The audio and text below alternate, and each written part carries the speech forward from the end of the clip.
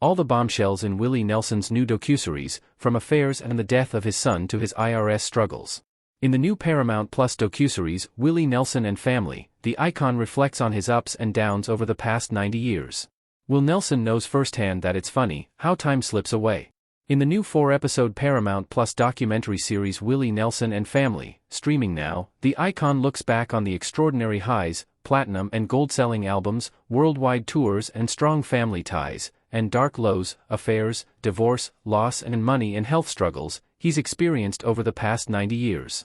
It's hard to believe it was 60 years ago I wrote a song, Funny How Time Slips Away, Willie says at the end of the series. I was only 27, and I really didn't know what I was talking about. Presented by MTV Entertainment Studios, 101 Studios, Blackbird Presents Films and Sight Unseen, the series was filmed throughout the country and features insights from not only Willie himself, but also his children, his wife Annie D'Angelo, his former loves, his late sister Bobby Nelson, who died at age 91 in 2022, his fellow musicians and his lifelong friends. Below, the most eye-opening moments from the series about the small-town Abbott, Texas, boy who became one of the most beloved musicians in history.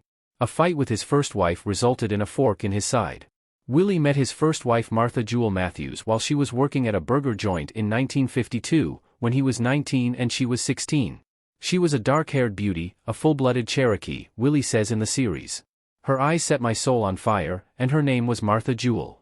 2 or 3 days after they met, Willie asked Matthews to go out. It wasn't long before they ran off and got married without her parents knowing. My mother didn't want me to marry because I was as young as I was, so we just ran off, Matthews, who died of liver failure in 1989, says in a voiceover. Willie and Matthews' daughter Lana says that her mother has described their early relationship like Bonnie and Clyde, going through America on their own, not worrying about money, but having to worry about money at the same time.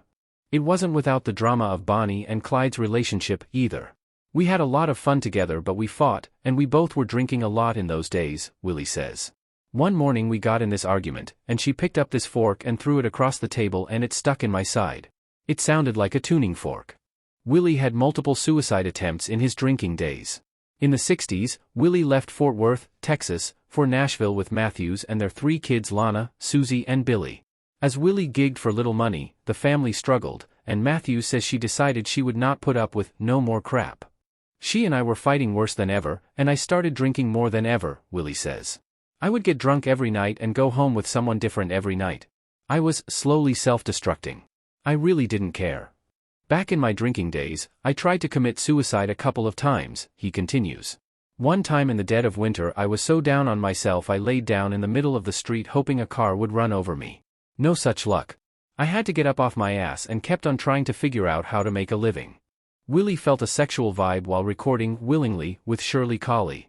While estranged from Matthews, Willie recorded the duet Willingly with singer Shirley Cauley in 1962. The title just about summed up the sexual vibe we felt in the studio, Willie says. After he got divorced from Matthews, Willie married Cauley in 1963. From the very beginning there was something about Shirley that was after Willie, Matthews says. I could see it. Cauley learned Willie had had an affair when she got a hospital bill for the birth of his mistress baby.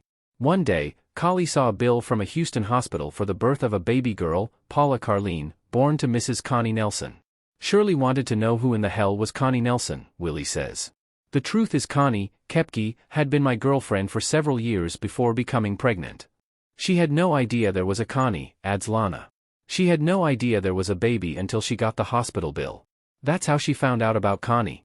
That's how I found out about Connie. Kepke says that at the time, the farthest thing from my mind was getting pregnant and telling my mom and dad. Anyway, it happened, she says. Honestly, I was the next one, and I don't mean that in a bad way, it's just Shirley wasn't their mother, she was gone. I bonded with those kids so much.